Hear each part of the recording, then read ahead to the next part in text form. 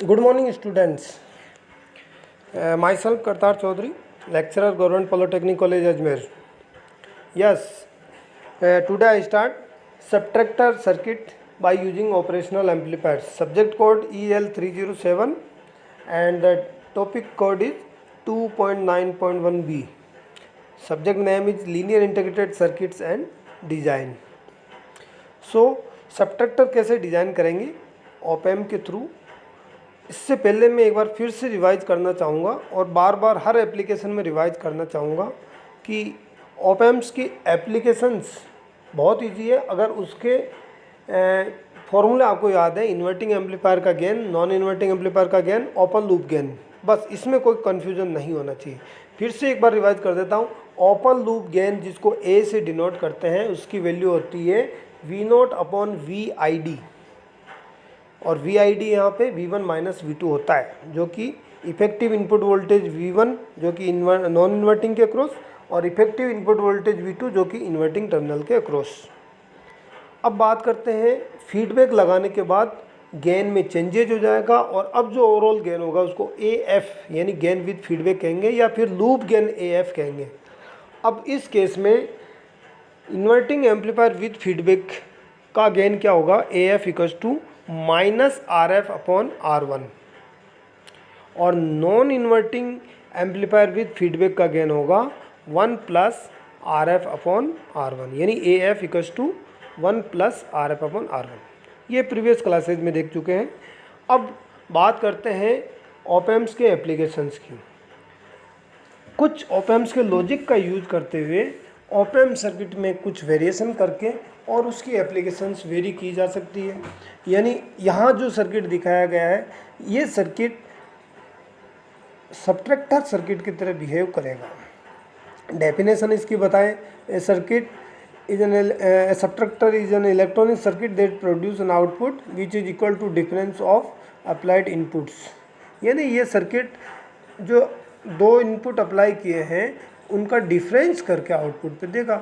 तो सीधी सी बात है, यहाँ पे दो इनपुट में से एक इनपुट नॉन इन्वर्टिंग पे लगाया, एक इन्वर्टिंग पे लगाया, तो ये ऑप एम्प का कौन सा केस हो गया, डिफरेंशियल एम्पलीफायर विद फीडबैक, जिसमें दो इनपुट अप्लाई करते हैं इन्वर्टिंग टर्मिनल पे भी और नॉन इन्वर्टिंग इनपुट टर्मिनल पे भी।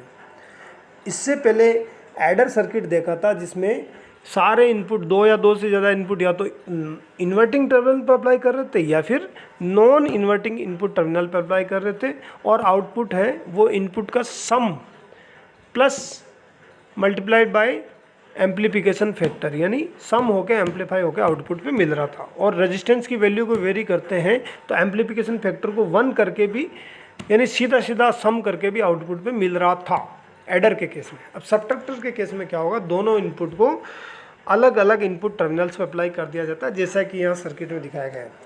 V1 मान लीजिए नॉन इन्वर्टिंग इनपुट टर्मिनल पे अप्लाई किया है और V2 सिग्नल है, इनपुट सिग्नल है V2, उसको इन्वर्टिंग इनपुट टर्मिनल पे अप्लाई किया गया है जैसा कि सर्किट डायग्राम में दिखाया गया है।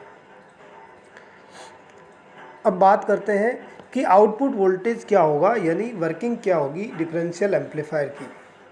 वर्किंग के लिए वही होगा कि एक बार सुपरपोजिशन थ्योरम का यूज करेंगे, एक बार V1 के कारण क्या आउटपुट वोल्टेज होगा, एक बार V2 के कारण क्या आउटपुट वोल्टेज होगा, फिर उन दोनों का सुपर इम्पोज यानी दोनों का एल्जेब्रिक सम कर लेंगे तो ओवरऑल आउटपुट वोल्टेज मिल जाएगा। अगर ये आउटपुट वोल्टेज इसमें आउटपुट इनपुट का डिफरेंस का इक्वल है, that means this circuit is behaving as subtractor circuit. तो देखते हैं इसकी वर्किंग कैसे ये काम कर रहा है, कैसा इसका ऑपरेशन हो रहा है। तो सबसे पहले बात करते हैं मोबाइल व्यू देख के और फिर बात करेंगे इसके सर्किट पे। V1 और V2 दो इनपुट सिग्नल अप्लाई किए हैं। मान लीजिए at a time V1 signal apply किया है और V2 अप्लाई नहीं किया है, यानी V2 को आप जीरो बना देते हो और किसी भी वोल्टेज सिग्नल को जीरो बनाने के लिए, जीरो करने के लिए या एलिमिनेट करने के लिए उसके इंटरनल इम्पिडेंस से रिप्लेस कर देते हैं। आइडियल वोल्टेज सोर्स का इंटरनल इम्पिडेंस जीरो होता है, यानी V2 को डायरेक्ट शॉर्ट सर्किट कर देंगे। तो स्टेप फर्स्ट कि आउटपुट वोल्टेज क्या होगा, V01 क्या होगा जब ओनली V1 ही अप्लाई होता। तो इसके लिए देखते हैं, ये सर्किट होगा V1 के लिए V2 को जीरो कर दिया, यानी V2 जीरो करने का मतलब R1 से डायरेक्ट ग्राउंड हो गया। अब इस केस में इफेक्टिव इनपुट क्या होगा और फिर उसके वजह से आउटपुट क्या होगा। तो इनपुट आपने लगाया है, लेकिन इनपुट V1 में से कुछ वोल्टेज ड्रॉप R2 के क्रॉस होगा, फिर बाकी बचा हुआ voltage non inverting input terminal को अवेलेबल होगा। और बचा हुआ वोल्टेज मान लीजिए Vp है, V1 में से कुछ वोल्टेज ड्रॉप R2 के क्रॉस ड्रॉप हो गया, बाकी बचा हुआ वोल्टेज मान लीजिए Vp है, तो ये Vp non inverting input terminal को डायरेक्ट मिल रहा है, यानी इफेक्टिव इनपुट वोल्टेज क्या हुआ, Vp। और ये Vp की वजह से आउटपुट वोल्टेज क्या मिलेगा, V01। अब Vp मेजर कैसे करें, तो Vp मेजर करने का सीधा तरीका है कि Vp से लेके, यानी इस पॉइंट से लेके ग्राउंड तक का वोल्टेज, वही तो Vp है। किसी भी पॉइंट पे वोल्टेज मेजर करने का सीधा तरीका क्या है, वहाँ से लेके ग्राउंड तक का जो पाथ है उसमें टोटल कितना एल्जेब्रिक वोल्टेज हो रहा है उसका सम कर लीजिए, कितना जो वोल्टेज ड्रॉप या वोल्टेज सोर्स लगे उनका एल्जेब्रिक सम कर लीजिए। तो यहाँ तो सीधे सीधा एक रेजिस्टेंस R3 है, यानी R3 के क्रॉस जितना वोल्टेज ड्रॉप हो रहा है वो Vp है। अब R3 के क्रॉस वोल्टेज कैसे मेजर करें, कैसे कैलकुलेट करें, तो बात करते हैं V1 की वजह से जो करंट फ्लो हो रही है वो Vp के थ्रू R3 के थ्रू ग्राउंड हो जाएगी, यानी ऑप एम्प के इनपुट टर्मिनल की तरफ नहीं जाएगी, ऑप एम्प के इनपुट रेजिस्टेंस की तरफ नहीं जाएगी current, because Ri input resistance of the op amp is very very high, tends to infinity, यानी सारी की सारी करंट जो V1 के थ्रू फ्लो हो रही है वो R3 से ग्राउंड हो जाएगी, यानी दोनों रेजिस्टेंस R2 और R3 सीरीज में हुए, और सीरीज कॉम्बिनेशन में वोल्टेज डिवीजन रूल अप्लाई किया जा सकता है। वोल्टेज डिवीजन रूल के अकॉर्डिंग R3 के क्रॉस जितना वोल्टेज डिवाइड हो रहा है या फिर ड्रॉप हो रहा है वही आपका Vp वोल्टेज है, यानी डायरेक्ट फार्मूला लगाएंगे R3 का क्रॉस कितना वोल्टेज ड्रॉप हो रहा है, input voltage V1 into R3 same branch का रेजिस्टेंस जिसके क्रॉस कैलकुलेट करना है, divided by total series resistance. तो ये Vp की वैल्यू हो जाएगी V1 into R3 divided by R2 plus R3। तो Vp हो जाएगा V1 into R3 divided by R2 plus R3, जैसा कि इक्वेशन में बताया गया है। अब इसकी वजह से आउटपुट वोल्टेज क्या हुआ, non inverting amplifier with feedback है, यानी इसका गेन हो जाएगा 1 plus RF upon R1। Gain क्या होगा, ऊपर की सर्किटरी देखिए, वहाँ जो नोटेशन है वो ही RF और R1 में लेना है। फीडबैक रेजिस्टेंस में आपने RF लिखा है तो RF ही लिखना है, जो ग्राउंड से रेजिस्टेंस कनेक्ट है, इन्वर्टिंग टर्मिनल को ग्राउंड से जो जोड़ रहा है R1 है तो R2, यहाँ पे सिंपल R लिखता तो यहाँ पे फॉर्मूले में आ जाता 1 plus RF divided by R, ठीक है। तो V01 की वैल्यू हो जाएगी input voltage into amplification factor या फिर गेन, एम्पलीफिकेशन फैक्टर को गेन कहेंगे। तो Vp इंटू एम्पलीफिकेशन फैक्टर या गेन क्या होगा नॉन इन्वर्टिंग एम्पलीफायर का, 1 plus RF divided by R1। तो ये सेकंड इक्वेशन जो नज़र आ रही है ये होगी output voltage due to V1। इसी तरीके से सेकंड केस लेंगे, सेकंड स्टेप लेंगे कि जब V2 के वजह से आउटपुट वोल्टेज क्या होगा। तो अगर आप अलग अलग ले रहे हो, पहले V1 लिया, V2 को 0 कर दिया, आप V2 ले रहे हैं तो V1 को 0 कर देंगे, ये सर्किट होगा आपके सामने जो नज़र आ रहा है। V1 को आपने ग्राउंड कर दिया और V2 की वजह से क्या वोल्टेज होगा आउटपुट पे।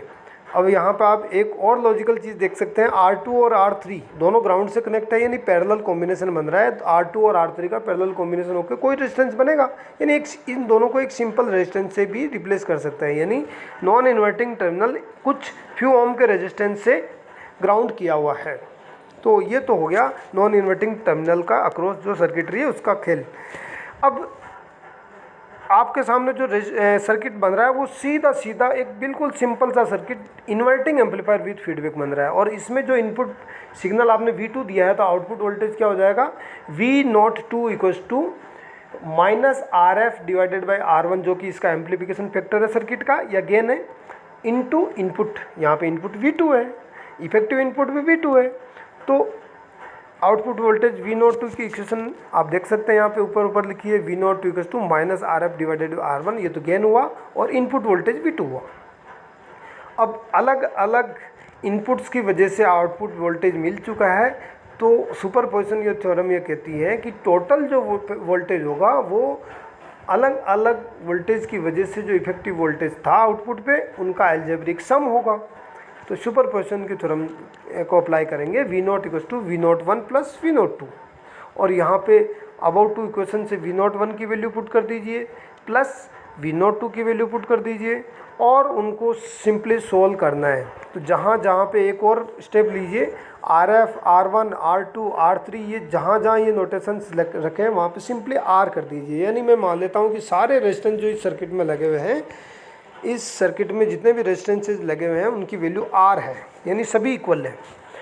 और उस केस में मैं आगे सोल्व करता हूँ तो अब मेरे को V0 मिलेगा V1 माइनस V2, यानी difference between the voltage applied at non inverting input terminal and input terminal.